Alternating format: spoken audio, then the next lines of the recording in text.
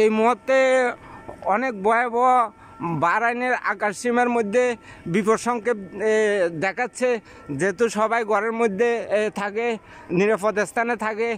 আসলে পরিস্থিতি অনেক জটিল হয়ে গেছে। ইরান আর ইসরায়েলের যুদ্ধ, সবাইকে বলতে আছে যে সবাই সতর্ক অবস্থানে থাকার জন্য। আমরা অনেকে আছি রুমের ভিতরে, কিন্তু কিছুক্ষণ পর সাইলেন্ট দিয়ে সবাইকে সতর্ক করা হচ্ছে বাহরাইনে। তো এই সবাই আমাদের জন্য দোয়া করবেন। আসলে যুদ্ধ ইরান আর ইসরায়েলের মধ্যে আর সীমাবদ্ধ নাই।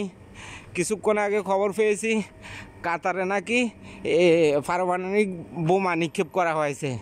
আসলে কে বা কারা করেছে এখনও বিস্তারিত আমরা জানি না, কিন্তু আমাদের বাহরাইনে বর্তমানে বিপদ সংকেত একটু পরে দেখানো হচ্ছে।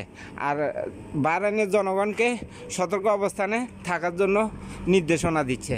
তো এই সবাই আমাদের প্রবাসীদের জন্য দোয়া করবেন, আমরা যেহেতু নিরাপদে থাকতে পারি। আসলে জানি না পরিস্থিতি কি ভয়াবহ সৃষ্টি হয়। যদি পরিস্থিতি ভয়াবহ সৃষ্টি হয় তাহলে বাহরাইনটা 700 বর্গ কিলোমিটার, বাহরাইনটা হলো যে 700 বর্গ কিলোমিটার। আসলে এখানে যদি পারমাণবিক বোমা যদি মারা হয়, কিন্তু জনগণকে খুঁজে পাওয়া যাবে না। তো এর বাইরে তো প্রবাসীরা না, সবাই তো এখানে আমরা থাকি। তো এই জন্য সবাই আমাদের জন্য দোয়া করবেন। এর প্রভাব আমাদের মধ্যেও পড়ার সম্ভাবনা আছে।